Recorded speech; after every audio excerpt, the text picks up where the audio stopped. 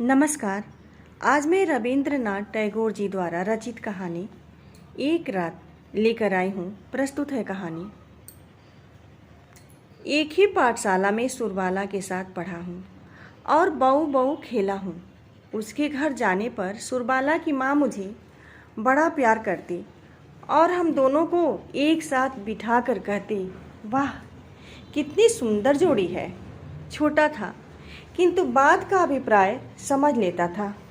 सुरबाला पर अन्य सर्वसाधारण की अपेक्षा मेरा कुछ विशेष अधिकार था। यह धारणा मेरे मन में बद्धमूल हो गई थी। इस अधिकार मत से मत होकर उस पर मैं शासन और अत्याचार न करता हूँ, ऐसी बात न थी। वह भी सहिष्णु भाव से हर तरफ से मेरी फरमाइश पूरी करती और दंड वहन करती। मोहल्ले में उसके रूप की प्रशंसा थी, किंतु बर्बर बालक की दृष्टि में उस सौंदर्य का कोई महत्व नहीं था। मैं तो बस यही जानता था कि सुरबाला ने अपने पिता के घर में मेरा प्रभुत्व स्वीकार करने के लिए ही जन्म लिया है, इसीलिए वह विशेष रूप से मेरी अवहेलना की पात्री है। मेरे पिता चौधरी जमींदार के नायब थे। उनकी इच्छा थी कि मेरे काम करने योग्य होते ही मुझे जमींदारी सरिश्ते का काम सिखाकर कहीं गुमास्तगिरी दिला दें, किंतु मैं मन ही मन इसका विरोधी था। हमारे मोहल्ले के नील रतन जिस तरह भागकर कलकत्ता में पढ़ना लिखना सीखकर कलेक्टर साहब के नाजिर हो गए थे, उसी तरह मेरे जीवन का लक्ष्य भी अति उच्च था। कलेक्टर का नाजिर न बन सका तो जजी अदालत का हेड क्लर्क हो जाऊंगा। मैंने मन ही मन यह निश्चय कर लिया था। मैं हमेशा देखता था कि मेरे पिता इन अदालत जीवियों का बहुत सम्मान करते थे। अनेक अवसरों पर मछली, तरकारी, रुपए पैसे से उनकी पूजा अर्चना करनी पड़ती। यह बात भी मैं बाल्यावस्था से ही जानता था। इसलिए मैंने अदालत के छोटे कर्मचारी, यहाँ तक कि हरकारों को भी अपने हृदय में बड़े सम्मान का स्थान दे रखा था। ये हमारे बंगाल के पूज्य देवता थे। 33 कोटि देवताओं के छोटे छोटे नवीन संस्करण। कार्य सिद्धि लाभ के संबंध में स्वयं सिद्धिदाता गणेश की अपेक्षा इनके प्रति लोगों में आंतरिक निर्भरता कहीं अधिक थी। अतएव पहले गणेश को जो कुछ प्राप्त होता था वह आजकल इन्हें मिलता था। नील रतन के दृष्टांत से उत्साहित होकर मैं एक दिन विशेष सुविधा पाकर कलकत्ता भाग गया। पहले तो गांव के परिचित व्यक्ति के घर ठहरा। उसके बाद पढ़ाई के लिए पिता से भी थोड़ी बहुत सहायता मिलने लगी। पढ़ना लिखना नियम पूर्वक चलने लगा। इसके अतिरिक्त मैं सभा समितियों में भी योग देता था। देश के लिए प्राण विसर्जन करने की तत्काल आवश्यकता है, इस विषय में मुझे कोई संदेह न था। किंतु यह दुस्साध्य कार्य किस प्रकार किया जा सकता है, यह मैं नहीं जानता था। न इसका कोई दृष्टांत ही दिखाई पड़ता था। पर इससे मेरे उत्साह में कोई कमी नहीं आई। हम देहाती थे, कम उम्र में ही प्रौढ़ बुद्धि रखने वाले कलकत्ता वालों की तरह हर चीज़ का मजाक उड़ाना हमने नहीं सीखा था। इसलिए हम लोग चंदे की किताब लेकर भूखे प्यासे दोपहर की धूप से दर दर भीख मांगते फिरते थे। किनारे खड़े होकर विज्ञापन बांटते, सभा स्थल में जाकर बेंच कुर्सी लगाते, दलपति के बारे में किसी के कुछ कहने पर कमर बांधकर मारपीट करने पर उतारू हो जाते। शहर के लड़के हमारे लक्षण देखकर हमें गंवार कहते थे। आया तो था नाजिर सरिश्तेदार बनने, पर मैं जिन्नी गैरिबाल्डी बनने की तैयारी करने लग गया। इसी समय मेरे पिता और सुरबाला के पिता ने एकमत होकर सुरबाला के साथ मेरा विवाह कर देने का निश्चय किया। मैं 15 वर्ष की अवस्था में कलकत्ता भाग आया था। उस समय सुरबाला की अवस्था 8 वर्ष थी। अब मैं 18 वर्ष का था। पिता के अनुसार मेरे विवाह की आयु धीरे धीरे निकली जा रही थी, पर मैंने मन ही मन यह प्रतिज्ञा कर ली थी कि आजीवन अविवाहित रहकर स्वदेश के लिए मर मिटूंगा। मैंने पिता से कहा, पढ़ाई पूरी किए बिना मैं विवाह नहीं कर सकता। 2-4 महीने के बाद ही खबर मिली कि वकील रामलोचन बाबू के साथ सुरबाला का विवाह हो गया है। मैं तो पतित भारत की चंदा वसूली के काम में व्यस्त था। मुझे यह समाचार अत्यंत तुच्छ मालूम पड़ा। इंट्रेंस पास कर लिया था। फर्स्ट ईयर आर्ट्स में जाने का विचार था कि तभी पिता की मृत्यु हो गई। परिवार में मैं अकेला नहीं था। माता थी और 2 बहनें। अतएव कॉलेज छोड़कर काम की तलाश में निकलना पड़ा। बहुत कोशिशों के बाद नोआखाली डिवीज़न के एक छोटे से शहर में एंट्रेंस स्कूल में असिस्टेंट मास्टर का पद मिला। सोचा, मेरे उपयुक्त काम मिल गया। उपदेश तथा उत्साह प्रदान करके प्रत्येक विद्यार्थी को भावी भारत का सेनापति बना दूंगा। काम का आरंभ कर दिया। देखा, भारतवर्ष के भविष्य की अपेक्षा आसन्न इम्तहान की चिंता कहीं ज़्यादा की जाती थी। छात्रों को ग्रामर और एलजेब्रा के बाहर की कोई बात बताते ही हेडमास्टर नाराज हो जाते। 2-1 महीने में मेरा उत्साह ठंडा पड़ गया।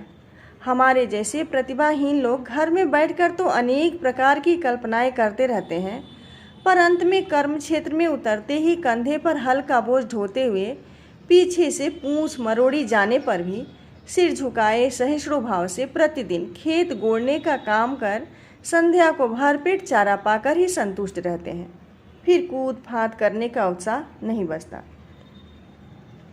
आग लगने के डर से एक न एक मास्टर को स्कूल में ही रहना पड़ता। मैं अकेला था, इसलिए आभार मेरे पर आ पड़ा। स्कूल के बड़े पाठशाला से सटी हुई एक झोपड़ी में मैं रहता था। स्कूल बस्ती से कुछ दूर एक बड़ी पुष्करी के किनारे था। चारों ओर सुपारी, नारियल और मदार के पेड़ तथा स्कूल से लगे आपस में सटे हुए नीम के 2 पुराने विशाल पेड़ छाया देते रहते।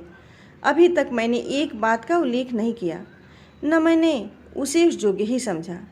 यहाँ के सरकारी वकील रामलोचन राय का घर हमारे स्कूल के पास ही था और उनके साथ उनकी स्त्री मेरी बाल्य सखी सुरबाला थी, यह मैं जानता था। रामलोचन बाबू के साथ मेरा परिचय हुआ। सुरबाला के साथ मेरा बचपन से परिचय था। यह रामलोचन बाबू जानते थे या नहीं, मैं नहीं जानता। मैंने भी नया परिचय होने के कारण उस विषय में कुछ कहना उचित न समझा। यही नहीं, सुरबाला किसी समय मेरे जीवन के साथ किसी रूप में जुड़ी हुई थी, यह बात मेरे मन में ठीक तरह से उठी ही नहीं। एक दिन छुट्टी के रोज रामलोचन बाबू से भेंट करने उनके घर गया। याद नहीं किस विषय पर बातचीत हो रही थी, शायद वर्तमान भारतवर्ष दुर्व्यवस्था के संबंध में। यह बात न थी कि वे उसके लिए विशेष चिंतित और उदास थे, किंतु विषय ऐसा था कि हुक्का पीते पीते उस पर 1-1.5 घंटे तक यूं ही शौकिया दुख प्रकट किया जा सकता था। तभी बगल के कमरे में चूड़ियों की हल्की सी खनखनाहट, साड़ी की सरसराहट और पैरों की भी कुछ आहट सुनाई पड़ी। मैं अच्छी तरह समझ गया कि जंगले की संद से कोई कौतूहलपूर्ण आंखें मुझे देख रही हैं। मुझे तत्काल वे आंखें याद आई। विश्वास, सरलता और बाल सुलभ प्रीति से छलछलाती 2 बड़ी बड़ी आंखें, काली काली पुतलियाँ, घनी काली पलकें और स्थिर स्निग्ध दृष्टि। सहसा मेरे हृदपिंड को मानो किसी ने अपनी कड़ी मुट्ठी में भींच लिया। वेदना से मेरा अंतर झंझना उठा। लौटकर घर आ गया, किंतु वह व्यथा बनी रही। पढ़ना लिखना जो भी करता, किसी तरह मन का भार दूर न हो पाता। शाम के समय मैं कुछ शांत चित्त होकर सोचने लगा कि आखिर ऐसा हुआ क्यों। उत्तर में मन बोल उठा, तुम्हारी वह सुरबाला कहाँ गई? मैंने कहा, मैं तो उसे स्वेच्छा से ही छोड़ दिया था, वह क्या मेरे लिए ही बैठी रहती? मन के भीतर से कोई बोला, उस समय जिसे चाहते ही पा सकते थे, अब उसे सिर पटक कर मर जाने पर भी एक बार देखने तक का अधिकार तुम्हें नहीं मिल सकता।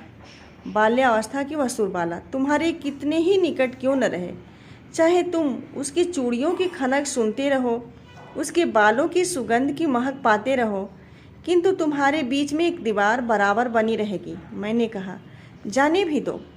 सुरबाला मेरी कौन है?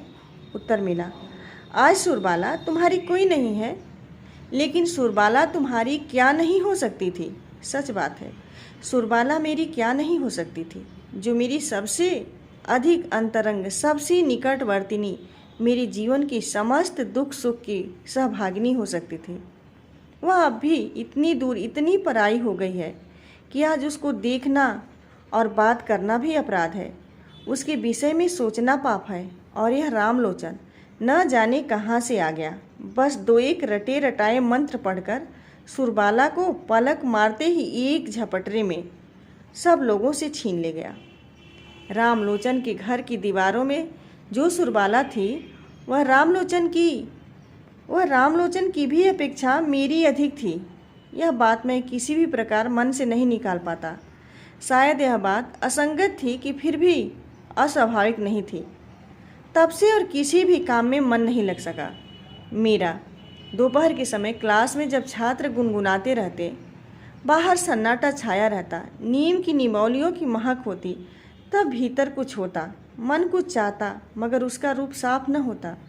स्कूल की छुट्टी होने पर अपने बड़े कमरे में अकेले मन न लगता, लेकिन यदि कोई मिलने चला आए तो भी मन बड़ा ओझल हो जाता। संध्या समय पुष्करणी के किनारे सुपारी नारियल की वृक्षों के अर्थहीन मरमर ध्वनि सुनते सुनते सोचता, मनुष्य सामाजिक जटिल भ्रमजाल है। ठीक समय पर ठीक काम करना किसी को नहीं सोचता, बाद में अनुपयुक्त समय पर अनुचित वासना लेकर अस्थिर होकर मर जाता है। तुम्हारे जैसा आदमी सुरबाला का पति होकर आजीवन बड़े सुख से रह सकता था। तुम तो होने चले थे गैरीबाल्डी और अंत में हुए एक देहाती स्कूल के असिस्टेंट मास्टर।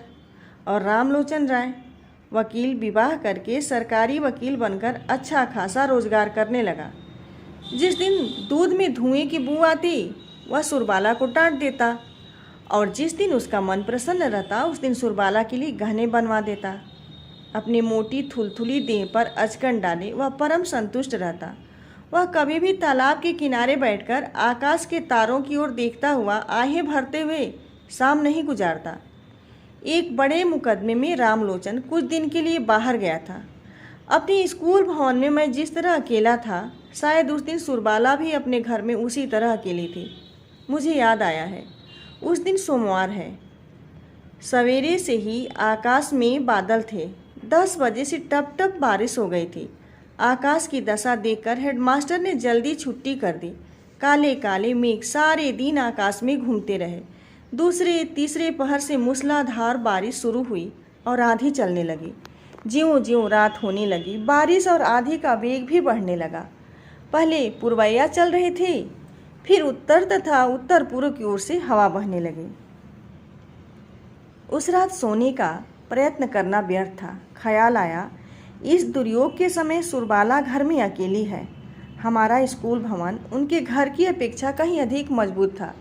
कई बार मन में आया उसे स्कूल भवन में बुला लूं और पुष्करणी के किनारे रात बिता लूं, किंतु किसी भी तरह तय नहीं कर पाया। रात 1-1:30 पहर हो गई कि सहसा बाढ़ आने की आवाज़ सुनाई पड़ी। समुद्र बढ़ा आ रहा था। घर से बाहर निकला, सुरबाला के घर की ओर चला। रास्ते में अपनी पुष्करणी का किनारा पड़ा। वहां तक आते आते पानी मेरे घुटनों तक पहुंच गया था।